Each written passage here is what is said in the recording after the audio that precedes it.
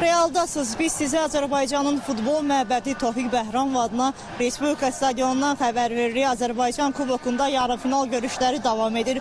Bugün Azərbaycan çempionu Qarabağ titulun son qalibi olan Sabahı qəbul edir. Nəzərə alsaq ki, Sabah ötənilməz final qarşılaşmasında Qarabağı məğlub etmişdi və bu cəhətdən baxsaq, bu oyun Qarabağ üçün kuboka çatmaq uğrunda mübarizədən başqa prinsipal xarakter daşıyır.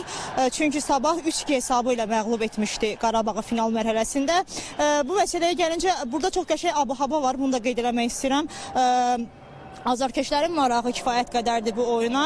Klublardan verilən məlumata görə 7000-dən çox bilet satılıb. Nəzərə alsaq ki, Ağdam təmsilçisi öz azarkeşlərinə müraciət edərək bildirmişdi ki, həm qadınlara, həm də uşaqlara ödənişsiz giriş olacaq. Yəni onlar rahat şəkildə gəlib izləyə biləcəklər, biletsiz.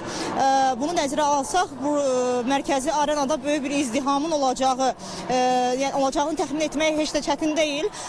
Oyunu Rauf Cabbarov idarə edəcək. Artıq start heyətlər bəllidir. Daha doğrusu Qarabağ artıq start heyətini paylaşıb, bölüşüb.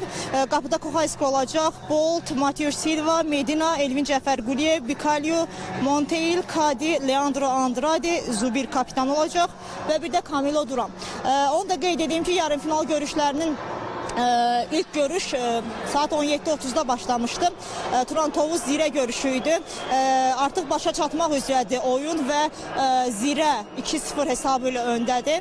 Onu da qeyd edeyim ki, oyun saat 20:00-da start götürəcək. Mənim bu saata çatdıracaqlarım bunlar idi. Siz isə Realı izləməyə davam edin ki, ən son informasiyalardan vaxtında xəbərdar olasınız.